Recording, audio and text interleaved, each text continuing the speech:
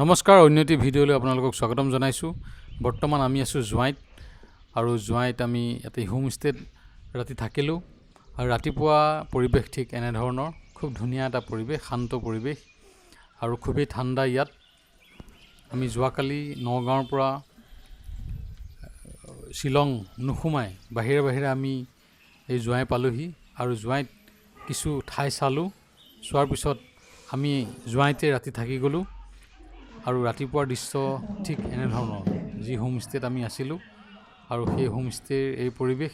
আৰু দেখিছে নিশ্চয় ঠাণ্ডা কেনেকুৱা, মানুহৰ ড্ৰেছ দেখিয়ে গম পাইছে নিশ্চয়, খুবেই ঠাণ্ডা ইয়াত। আৰু বৰ্তমান আমি যাম ডাউকিলৈ। এতিয়া ৰাতিপুৱা আমি এই দৃশ্য ইয়াত উপভোগ কৰিছোঁ, খুব সুন্দৰ এটি ধুনীয়া দৃশ্য, আৰু এটা ঠাণ্ডা বতাহ মাৰি আছে। আমি যি হোমষ্টেত আছিলোঁ তাৰ ওপৰৰ যি বেলকনি আছিলে ওপৰত, এই এনেধৰণৰ, আৰু খুবেই ভাল লগা পৰিৱেশ। আপোনালোকে আহিব পাৰে কেতিয়াবা, যদি ডাউকি আহে। ডাউকি আহিলে আপোনালোকে নিশ্চয় জোৱাইত থাকিব ৰাতি, খুব ধুনীয়া পৰিৱেশ পাব, খুব ধুনীয়া। তাৰ বাহিৰেও ঠাণ্ডা, ইয়াতে তাপমাত্ৰা বহুত কম, গতিকে ঠাণ্ডা পৰিৱেশত নিশ্চয় ভাল পাব। অসমত বৰ্তমান বহুত গৰম নিশ্চয় পৰি আছে, আপোনালোকে জানে। আৰু এই তাপমাত্ৰা যি অসমত বাঢ়িছে, তাৰ পৰা পৰিত্ৰাণ পাবলৈ আপুনি ওচৰতে এই মেঘালয়লৈ আহিব পাৰে, খুব সুন্দৰ ঠাই। আৰু আমাৰ ওচৰতে টাৱাং আছে, অৰুণাচল আছে, কিন্তু অৰুণাচলতকৈ মই ভাবোঁ শ্বিলং বা এই চেৰাপুঞ্জী, জোৱাই, এই ঠাইখিনি তেনেই ওচৰতে হ'ব। আৰু তেনেদৰে আমি গোটেই পৰিয়ালটো আহিলোঁ, আৰু ৰাতি ইয়াতে ষ্টে' কৰিলোঁ। আৰু মোৰ ল'ৰা ছোৱালীকেইটা বৰ্তমান উঠিছে, আমিও ফ্ৰেছ হৈ ল'লোঁ, আৰু বৰ্তমান ইয়াতে ব্ৰেকফাষ্ট কৰি আমি ওলাই যাম ডাউকিলৈ বুলি। আৰু ইয়াৰ পৰা ডাউকিলৈ, য'ত আমি আছোঁ তাৰ পৰা ডাউকিলৈ যাওঁতে বিভিন্ন ধৰণৰ আমি ঠাই পাই যাম। সেই ঠাইবোৰ আমি চাম আৰু সেইবোৰ আপোনালোককো দেখুৱাম। আমি য'ত আছিলোঁ তাতেই এই দৃশ্য এনেধৰণৰ, টিভি চাব পৰাকৈ ড্ৰয়িং ৰুম এটা আছে, টিভি দিয়া আছে। মোৰ ছোৱালীজনীয়ে টিভি চাই আছে, দেখিছে। আৰু খুব সুন্দৰ, খুব নিয়াৰিকৈ, খুব ধুনীয়াকৈ এই ৰুমটো তেওঁলোকে চাফ চিকুণকৈ ৰাখিছে। আৰু ইয়াতে সকলো ধৰণৰ সুবিধা, ইয়াতে বিস্কুটৰ পৰা আদি কৰি, গাখীৰৰ পৰা আদি কৰি, চাউল দালি সকলো পোৱা যায়। খালি ইয়াতে পে' কৰি ল'ব লাগে। আমি মেগী ল'লোঁ সকলোৰে বাবে, গাই প্ৰতি একোটাকৈ মেগী মই বনাই আছোঁ, আৰু সকলোৰে বাবে একোটাকৈ দিম আমি ইয়াৰ পৰা লৈছোঁ। আৰু তাৰ বাহিৰে ৰাতিপুৱা আমি চাহ খালোঁ, চাহ নিজে বনাই খাব পৰা সুবিধা আছে। আৰু ল'ৰা ছোৱালীকেইটাক অলপমান বইল ভাত তেখেতে খুৱাই দিলে, যিহেতু সৰু সৰু ল'ৰা ছোৱালী মেগী খাই থাকিব নোৱাৰিব, গতিকে ৰাতিপুৱাই অকণমান বইল ভাত ৱাইফে খুৱাই দিলে। তাৰপিছত আমি বৰ্তমান মেগী খাই ইয়াৰ পৰা আমি ওলাই যাম। মেগী ৰেডি হৈ গ'ল, এয়া হ'ল মেগী আৰু ডিম সকলোৰে বাবে, আমি যিকেইজন আহিছোঁ। গতিকে সকলোৰে বাবে আমি এয়া ব্ৰেকফাষ্ট ৰেডি কৰিলোঁ, আৰু খুব টেষ্টি আছিলে। এখন ঠাণ্ডা ঠাইত এনেদৰে মেগী আৰু গৰমে গৰমে বইল ডিম খোৱাৰ যিটো টেষ্ট, সেই টেষ্টটো নিশ্চয় আপোনালোকে পাইছেই, খুবেই ভাল লাগে। আৰু এইদৰে আমি ইতিমধ্যে সাজু হ'লোঁ, ল'ৰা ছোৱালীকেইটা ইতিমধ্যে সাজু হৈ গ'ল, সিহঁতে ফুৰিবলৈ ৰেডি। তাৰ ফুৰাৰ আগে আগে আমি এই য'ত আছিলোঁ তাতে সকলোৱে মিলি দুকপিমান ফটো উঠিলোঁ, যাতে ইয়াৰ স্মৃতিটো আমি লৈ যাওঁ লগত। গতিকে অলপ ভিডিঅ', অলপ ফটো কৰি সেই গোটেই ঠাইখিনি আমি ৰাখি থ'লোঁ। আৰু বৰ্তমান আমি ওলাইছোঁ ডাউকিলৈ বুলি। আৰু কৈছোঁৱেই, ডাউকিলৈ যাওঁতে বাটত যি ধৰণৰ আমি ধুনীয়া ঠাই, ৱাটাৰফলছ বা তেনেধৰণৰ চাবলগীয়া যি পাওঁ, আমি চাই পেলাই লাহে লাহে আমি ডাউকিলৈ যাম। আৰু ডাউকি পোৱাৰ আগত আমি যি ইণ্ডিয়া আৰু বাংলাদেশৰ যি বৰ্ডাৰ আছে, সেই বৰ্ডাৰত আমি যাম। তাতে বৰ্ডাৰ, এফালে বাংলাদেশ, আনফালে ইণ্ডিয়াৰ থাকিব, আৰু তাতেই যি বৰ্ডাৰ, সেই বৰ্ডাৰত আমি যাম, চাই আহিম। তাৰ পৰা আমি যাম মাউলিং নং, যি এছিয়াৰ আটাইতকৈ চাফা, ক্লিনেষ্ট ভিলেজ বুলি কোৱা হয়, চাফা ভিলেজ, চাফা গাঁও, তাত আমি যাম। আৰু তাতো আমি কিছু সময় কটাম। তাতে আমি আজিৰ যি লাঞ্চ তাত কৰিমগৈ, আৰু লাঞ্চ কৰি তাৰপিছত আমি যদি কিবা ঠাই চাব পাৰোঁ চাম, নহ'লে আমি শ্বিলঙলৈ ওলাই যাম। আৰু আজিৰ ৰাতিটো আমি শ্বিলঙৰ পুলিচ বজাৰত থাকিম। গতিকে এনেধৰণৰ প্লেন কৰিছোঁ, যদিও হোটেল বুক কৰা নাই, আমি অন দ্য স্পট বুক কৰিম বুলি ওলাইছোঁ। আৰু সেইদৰে আমি ওলাই আহিলোঁ। আৰু এই যে ডাউকিৰ পৰা যি জোৱাইৰ পৰা ডাউকিলৈ যোৱা যি ৰাস্তা, এই ৰাস্তা পথটি যি ধুনীয়া এটা পৰিৱেশ, যি ধুনীয়া এটা প্ৰাকৃতিক দৃশ্য, আৰু তাৰ বাহিৰেও ৰাস্তাৰ দুই কাষে ঘাঁহনিৰ যি এটা সুন্দৰ পৰিৱেশ, সেই পৰিৱেশটো আপোনালোকে যিসকলে আহিছে নিশ্চয় উপভোগ কৰিছে, খুব ভাল লাগে। গতিকে আমি এই ধুনীয়া পৰিৱেশটো উপভোগ কৰি কৰি আমি আহি আছোঁ, আৰু মাজে মাজে গাড়ী ৰখাই আমি তাতে ফটো উঠিছোঁ, এই পৰিৱেশটো ধুনীয়াকৈ চাইছোঁ।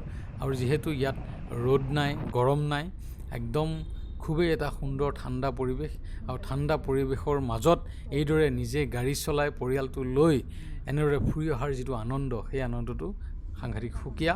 আৰু সেইদৰে আমি আহি আছোঁ বৰ্তমান ডাউকিলৈ বুলি। ডাউকি ৰিভাৰ আছে, যি এই ৰিভাৰ এখন, ডাউকি ৰিভাৰখনত ক্ৰিষ্টেল ক্লিয়াৰ ৱাটাৰ বুলি কয়, যি ওপৰত নাও বা তেনেধৰণৰ নাও দি গ'লে আৰু সেই প্ৰতিবিম্ব আইনাৰ নিচিনাকৈ পানীৰ তলত দেখা পোৱা যায়। এনেধৰণৰ আমি নেটত চাইছোঁ বা মানুহবিলাকৰ ভিডিঅ' দেখিছোঁ, খুবেই সুন্দৰ আৰু খুব নীলা পানীৰ বুলি কোৱা হয়। গতিকে সেই চাবলৈ আমি এক্সাইটেড, আমাৰ ঘৰৰ মানুহসকলকো দেখুৱাম, সেইবাবে এক্সাইটেড হৈ আহি আছোঁ। আৰু কৈছোঁৱে, তাৰ মাজে মাজে আমি গাড়ী ৰখাই তাৰ যি এই ধুনীয়া পৰিৱেশ, এই যে দূৰ দূৰণিলৈকে যি ৰাস্তা, আৰু সেই ৰাস্তাৰ দুই কাষে যি এনেদৰে মুকলি ঠাই, ঘাঁহ বনেৰে ভৰ্তি হৈ থকা গ্ৰীনেৰী, আৰু তাতেই ফটো উঠিছোঁ, খুব ভাল লাগিছে পৰিৱেশটো, ঠাণ্ডা ঠাণ্ডা বতাহ বলি আছে। তেনেদৰে আমি এইদৰে ফটো উঠি খুব এইদৰে উপভোগ কৰি আমি আহি আছোঁ বৰ্তমান। আৰু আমি প্ৰথমেই আমি যাম, সন্মুখতে এটা আমি খুব ধুনীয়া এটা ৱাটাৰফলছ পাইছিলোঁ, আৰু ৱাটাৰফলছটোৰ নামটো মই উল্লেখ কৰি দিছোঁ তলত ভিডিঅ'ত। আৰু সেই ৱাটাৰফলছটোলৈ আমি আহিছোঁ, কিন্তু আটাইতকৈ ডাঙৰ কথা যে ৱাটাৰফলছটো আমি ওপৰৰ পৰা তললৈ প্ৰায় 2.5 কিলোমিটাৰ খোজকাঢ়ি নামিব লাগিব, এটা সাংঘাতিক কথা। কিন্তু তথাপি সকলোৱে সাহস কৰাৰ কাৰণে আমিও যাম বুলি আহিছোঁ, যিহেতু শ মানুহ এইদৰে গৈয়ে আছে, আৰু যোৱাৰ এটা সুন্দৰ ব্যৱস্থা কৰি দিছে তেওঁলোকে। গোটেই ৰাস্তাটি এইদৰে এনেকৈ ষ্টেপ দিছে যাব পৰাকৈ, আৰু মাজে মাজে এনেধৰণৰ জিৰণি ল'ব পৰাকৈ জিৰণি ঘৰ বনাই দিছে। আৰু আমি যি মোৰ সন্মুখত বহুত দূৰত যি আপোনালোকে পানী দেখিছে সেউজীয়া ৰঙৰ, সেই ৱাটাৰফলছলৈ আমি যাম, সেই জুৰিটোলৈ আমি ওচৰলৈ যাম। বহুত দূৰত আছে, দেখিছে নিশ্চয়। আৰু সেইখিনি আমি চিধাইও যাব নোৱাৰোঁ, তাতেই পাহাৰত যি অকাই পকাই ৰাস্তা আছে, তাতেই ধুনীয়াকৈ ৰাস্তাটো বনাই দিছে ষ্টেপেৰে, এনেদৰে ধৰিব পৰাও সুবিধা কৰি দিছে, যাতে বাৰিষা বৰষুণত পিছল হৈ থাকিলেও যাতে মানুহৰ কোনো অসুবিধা নহয়, সেইদৰে তেওঁলোকে ব্যৱস্থা কৰি দিছে। আৰু ল'ৰা ছোৱালী, সৰু সৰু ল'ৰা ছোৱালী লৈ আহিলে যথেষ্ট কষ্ট হয়। আপোনালোককো কৈছোঁ, যদি এইদৰে ফুৰিবলৈ আহে, সৰু সৰু ল'ৰা ছোৱালী লৈ আহি অকণমান মানুহ থাকিলে লগত, তেতিয়া সুবিধা হয়। সকলোৱে মিলিজুলি ল'ৰা ছোৱালীকেইটা দাঙি ল'লে তেতিয়া কষ্ট কম হ'ব, নহ'লে খুব কষ্ট হ'ব ইয়াত, কাৰণ 2.5 কিলোমিটাৰ তললৈ যাব লাগিব। আৰু তললৈ যাওঁতে যিমান কষ্ট হয়, ওপৰলৈ আহোঁতে তাৰ 10 গুণ বেছি হৈ যায়, কাৰণ সেই পাহাৰটো আছিলে একদম থিয় ওপৰলৈ অহা পাহাৰ। গতিকে এইদৰে খোজকাঢ়ি আহোঁতে যথেষ্ট লেবেজান হৈ যোৱা যায়, যথেষ্ট ভাগৰ লাগে। গতিকে আমি জোচত সকলো আহিছোঁ, সকলো মিলিজুলি যিহেতু আহিছোঁ। আৰু এনেদৰে আমি টিকেট ল'লোঁ, এইটো চাওক ক্ৰেংচুৰী ৱাটাৰফলছ। এই ক্ৰেংচুৰী ৱাটাৰফলছলৈ আমি টিকেট ল'লোঁ, এজনৰ 50 টকাকৈ লৈছিলে বোধহয়, আৰু লৈ আমি আহি গ'লোঁ। এয়া তাৰ বাহিৰেও ব'টিঙৰ ব্যৱস্থা আছে, ব'টিং কৰিলে সেইটো এক্সট্ৰা পইচা দিব লাগে, আৰু বিভিন্ন ধৰণৰ তাতে সা সুবিধা আছে। সেই সা সুবিধাখিনি ল'লে এক্সট্ৰা পে' কৰিব লাগে। আৰু মোৰ সন্মুখত এই ধুনীয়া ৱাটাৰফলছটো চাওক, এটা ধুনীয়া লেণ্ডস্কেপ, যেন এখন কোনোবাই আঁকি থোৱা এখন চিত্ৰহে। ইমান ধুনীয়া এটা ৱাটাৰফলছ, এটা সেউজীয়া পানী, নীলা পানী, আপোনালোকে চাওক। মাজে মাজে আপোনালোকে কোনো অংশ নীলা পানী আৰু কিছুমান অংশ সেউজীয়া, মানে পানীখিনি ইমানে চাফা যে আকাশৰ যি ৰং ইয়াতে প্ৰতিফলিত হয়, কাষৰ যি সেউজীয়া ঘাঁহ বন আছে তাৰ প্ৰতিফলিত হয়, তাৰ বাবে পানীৰ ৰংটো চেঞ্জ হৈ থাকে। চাওক কি ধুনীয়া এটা পৰিৱেশ, ধুনীয়া এটা পৰিৱেশ মাজতে আমি লগে লগে আমি ওচৰলৈ যাওঁ বুলি নামি আহিলোঁ, আৰু খুব ওচৰৰ পৰা আমি এই জুৰিটো চালোঁ, জুৰিটোৰ কাষত ফটো উঠিলোঁ, এই সুন্দৰ পৰিৱেশটো আমি চালোঁ। তাৰ বাহিৰেও কিছুমান মানুহে এয়া দেখিছে আপোনালোকে, যি ছেফটি গাৰ্ড, যি তেওঁলোকৰ কবচ আছে সেই তেনেধৰণৰ ছেফটি গাৰ্ড পিন্ধি তেওঁলোকে ওচৰলৈকে গৈছে বা ব'টিং কৰিছে। আমি সেইখিনি কৰা নাই, ল'ৰা ছোৱালী লৈ আহিছোঁ। গতিকে খুব চালোঁ ধুনীয়াকৈ। এতিয়া পুনৰ আমি এই ওপৰলৈ যাব লাগিব আৰু খুব কষ্ট হৈছিলে আমি যেতিয়া ওপৰলৈ আহি আছিলোঁ।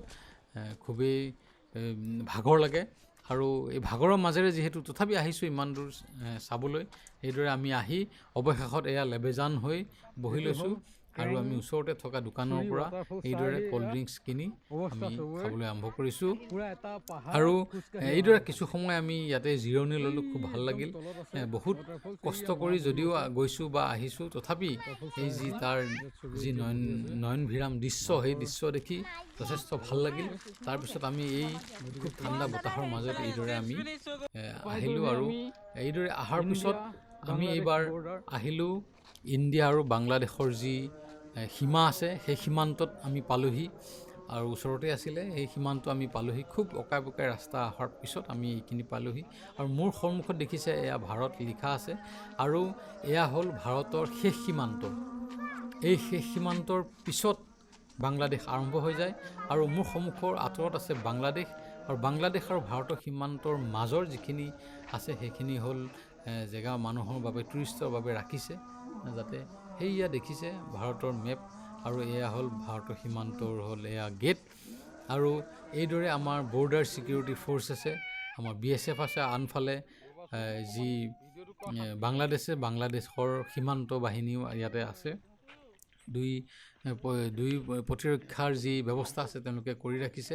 আৰু এয়া হ'ল আমি যি স্তম্ভটোত ৰৈ আছোঁ, সেই স্তম্ভটো হ'ল বাংলাদেশৰ আৰু সেয়া আমি আপোনালোকে দেখিছে মোৰ সন্মুখত এয়া এতিয়া বৰ্তমান বাংলাদেশ। আমি ক'ব গ'লে আমি বৰ্তমান বাংলাদেশলৈ সোমাই আহিলোঁ আৰু এয়া সন্মুখত বাংলাদেশৰ পতাকা উতৰি আছে, আপোনালোকে দেখিছে এয়া বাংলাদেশৰ পতাকা।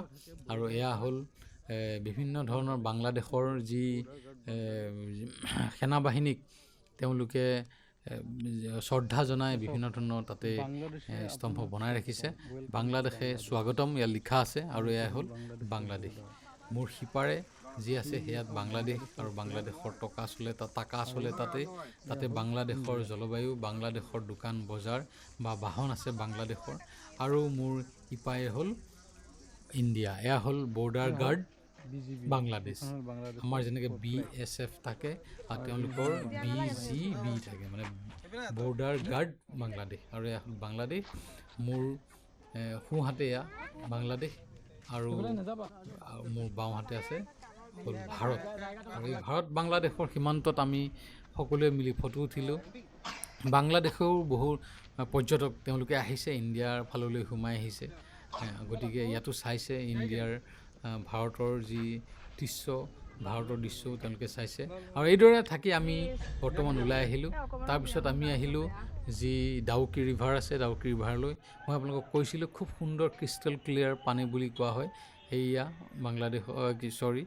এয়া হ'ল আমাৰ যি ডাউকি ৰিভাৰ। এই ডাউকি ৰিভাৰ খুব ধুনীয়া চাফা পানী আৰু বৰ্তমান বতাহ মাৰি থকাৰ কাৰণে পানীখিনি লৰি আছে, কিন্তু পানীখিনি যদি স্তব্ধ হৈ যায় তেতিয়াহ'লে একদম এই চাফাটো আৰু ভালদৰে গম পোৱা যায়। আৰু সুন্দৰ এটা পৰিৱেশ, খুব ধুনীয়া পৰিৱেশ। অৱশ্যে যি জোৱাই আছে, জোৱাইতকৈ তুলনামূলকভাৱে ইয়াতে অলপ গৰম।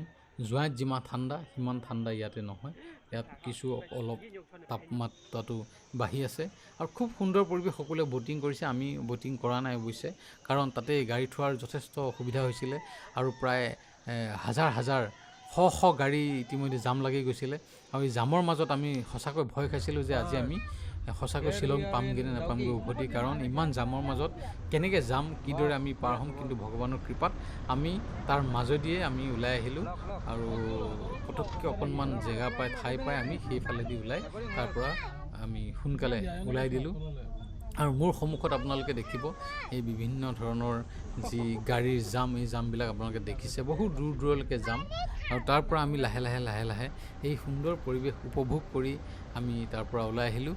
আৰু বৰ্তমান এইখিনিত গাড়ী ৰখাই কিবা খোৱাৰো ঠাই নহয় বা সময় নহয়, একেবাৰে নোৱাৰি। গতিকে আমি যিহেতু ভাবিছিলোঁ যে মাউলিং লঙতে আমি গৈ লাঞ্চ কৰিম, গতিকে তালৈকে আমি ইয়াৰ পৰা সোনকালে ওলাই দিছোঁ। মোৰ সন্মুখত দেখিছে কিমান গাড়ীৰ লাইন আপোনালোকে দেখিছে, আৰু তাৰ পৰা লাহে লাহে একদম কম স্পীডত লাহে লাহে আহি কিছু সময় অহাৰ পিছত আমি এই জাম কম পাইছিলোঁ। তাৰপিছত লাহে লাহে সকলো ইজি হৈ গৈছিলে। আৰু বৰ্তমান আমি গৈ আছোঁ মাউলিংলং, যি এছিয়াৰ আটাইতকৈ ক্লিনেষ্ট ভিলেজ বুলি কোৱা হয়। মাউলিংলঙলৈ গৈ আছোঁ, আৰু মাউলিংলঙত যাওঁতে আমি এই ধৰণৰ পাহাৰীয়া ৰাস্তাৰ মাজেৰে এনেকুৱা সৰু সৰু দলং, সৰু সৰু জুৰি আমি পাই গৈছোঁ। খুব সুন্দৰ এটা পৰিৱেশ আমি উপভোগ কৰি গৈ আছোঁ। তাৰ মাজতে বহুত ভোক লাগিছে, কাৰণ ব্ৰেকফাষ্ট কৰা আমি ইতিমধ্যে ৰাতিপুৱা 8 বজাত ব্ৰেকফাষ্ট কৰাৰ পিছত বৰ্তমান প্ৰায় 12:30 1 বাজিছে, আৰু ইমান সময় ইতিমধ্যে ভোক লাগি গৈছে। আৰু মাজত সৰু সুৰাকৈ কিবা কিবি খাইছোঁ, চিপছ খাইছোঁ বা তেনেধৰণৰ কিবা ক'ল্ড ড্ৰিংকছ খাইছোঁ, যদিও আমাৰ যি ভাতৰ ভোক, সেই ভাতৰ ভোকটো লাগি আছে। গতিকে আমি গৈ মাউলিংলঙত ভাত খাম বুলি আমি ইতিমধ্যে আহিছোঁ। আৰু তাৰ মাজতে দেখুৱাইছোঁ মোৰ বাওঁহাতে থকা এয়া হ'ল যি কাটাতাৰৰ বেৰ দেখিছে। এই বেৰসমূহ বাংলাদেশৰ, মানে ইণ্ডিয়া আৰু বাংলাদেশৰ এয়া হ'ল বৰ্ডাৰ। মোৰ বাওঁহাতে কাটাতাৰৰ সিপাৰে আছে বাংলাদেশ। গতিকে বাংলাদেশৰ আৰু ইণ্ডিয়াৰ বৰ্ডাৰৰ কাষে কাষে আমি মাউলিংলঙলৈ বুলি আহি আছোঁ। গতিকে আহি আমি এইদৰে আমি মাউলিংলং যি আছে তাতে পাইছোঁহি। আৰু প্ৰথম গেটত আমি এণ্ট্ৰি পাছ দিব লাগে। এখন গাড়ীৰ বাবদ প্ৰায় 100 টকা নে 200 টকা লৈছিলে, মই পাহৰিছোঁ। এইদৰে এণ্ট্ৰি ফিজ এটা দিব লাগে ভিলেজখনত সোমোৱাৰ আগে আগে। এই এণ্ট্ৰি ফিজ দি পেলাই আমি ক্ৰমান্বয়ে আমি আগবাঢ়ি গ'লোঁ গাঁওখনলৈ বুলি। আৰু কিছু দূৰ যোৱাৰ পিছতে আমি গাঁওখনৰ এই ধৰণৰ দৃশ্যাৱলী পালোঁ। কিন্তু তাত গৈ আমি যিমানবোৰ দেখিলোঁ গাড়ী, সঁচাকৈ হতভম্ব হ'লোঁ। প্ৰায় বহুত প্ৰায় 1000 গাড়ী ইতিমধ্যে তাত পাৰ্কিঙত লাইন লাগি আছিল। পাৰ্কিং কৰিবলৈ সময় মানে ঠাই নাছিল, ইমান গাড়ী। আৰু তাৰ বাহিৰেও বহুত গাড়ী ইতিমধ্যে ওলাই গৈছে, বাটত গাড়ী পায়ে গৈছোঁ, বহুত গাড়ী ওলাই গৈ থকা। তাৰ মাজতে দেখিছোঁ ইয়াতো বহুত গাড়ী, আৰু যেনে তেনে অকণমান ঠাই উলিয়াই গাড়ীখন পাৰ্ক কৰি চালোঁ। সকলোবিলাক হোটেল ইতিমধ্যে ইয়াতে, প্ৰায় হোটেল বন্ধ হৈ গৈছে, মাত্ৰ 2খন হোটেল আছে। আৰু এই 2খন হোটেলত মানুহ বহি খোৱাৰ একেবাৰে সুবিধা নাই, হেঁচা ঠেলা, মানুহে নিজে লৈ ভাত খোৱা অৱস্থা, এনেকুৱা অৱস্থা হৈছে। কাৰণ 2খন হোটেলে তেওঁলোকে এইদৰে গ্ৰাহকসকলক তেওঁলোকে কেতিয়াও চম্ভালিব পৰা নাই। কাৰণ ইমান হাজাৰ মানুহ এখন হোটেলত মানে ভিৰ কৰিছে, যাৰ বাবে আমি কি কৰিম কি নকৰিম উপায় নাপায়। ল'ৰা ছোৱালীকেইটাৰ বহুত ভোক লাগিছে। তাৰ মাজতে সময় উলিয়াই তাৰ মাজতে বহুত চেষ্টা কৰি আমি সকলোৱে মিলি অলপ ভাত লৈ, তাতে যি পালোঁ, চিকেন পালোঁ, কণী পালোঁ, যি পালোঁ তেনেদৰে লৈ খাই আমি বৰ্তমান আহিলোঁ এই ভিলেজখন চাবলৈ। আৰু মাউলিংলং ইতিমধ্যে মই আগত 2বাৰ আহিছোঁ, এইবাৰ সৈতে 3বাৰ। আৰু প্ৰত্যেকবাৰে আহিলে সঁচাই ভাল লাগে, নতুন কিবা পোৱা যায়। আৰু মাউলিংলং ভিলেজখন এখন পাৰ্কৰ নিচিনা। তাৰ মাজতে থকা এই যি গাঁৱৰ ভিতৰতে থকা এটি গীৰ্জা আপোনালোকক দেখুৱাইছোঁ। খুব সুন্দৰ এই গীৰ্জা, ইয়াৰ পৰিৱেশ। আৰু আপোনালোকে নিশ্চয় নেটত চাৰ্চ কৰিলে, মাউলিংলং গাঁওখন চাৰ্চ কৰিলে এই গীৰ্জাটো আপোনালোকে নিশ্চয় দেখিব ফটোত। আৰু এই গীৰ্জাটো আমি আহিলোঁ, সকলোৱে চালোঁ, খুব ভাল লাগিল। এটা সুন্দৰ পৰিৱেশ, শান্ত পৰিৱেশ, আৰু প্ৰাকৃতিকভাৱে খুব সুন্দৰভাৱে তেওঁলোকে এই গছ গছনিসমূহ ধুনীয়াকৈ তেওঁলোকে ৰাখিছে। আৰু তাৰ যি ফুলনি ডৰা, তাৰ যি বাগান, সেই বাগান তেওঁলোকে মেইনটেইন কৰি ৰাখিছে। তাৰ পৰা আমি এই যি গীৰ্জা আছিলে, এই গীৰ্জাৰ পৰা আমি লাহে চাই পুনৰ গাঁওখনৰ মাজলৈ আমি ওলাই গ'লোঁ। আৰু গাঁওখনো সেই খুব সুন্দৰ, খুব ধুনীয়া। তেওঁলোকে সঁচাকৈ সকলো ধুনীয়াকৈ চাফা কৰি ৰাখিছে। মাজে গাঁওখনৰ মাজে এই ধৰণৰ সোঁহাতে যি দেখিছে বেঞ্চ, এনেধৰণৰ বেঞ্চ বনোৱা আছে। কোনোবাই তাতে বহি অকণমান সময় জিৰাব পাৰে। যি সোঁহাতে যি ফুলনি নিচিনা দেখিছে, তাতো এইদৰে বহিব পৰা ব্যৱস্থা কৰি ৰাখিছে। আৰু মোৰ সন্মুখত আন এটি গীৰ্জা দেখিছে আপোনালোকে, খুব ধুনীয়া এটা পৰিৱেশ। এইটো এটা গীৰ্জা, ইয়াতে সম্ভৱতঃ খ্ৰীষ্টান ধৰ্মাৱলম্বী মানুহ বেছি আছে, তাৰ বাবে এই ধৰণৰ আমি কেইবাটাও গীৰ্জা দেখিলোঁ।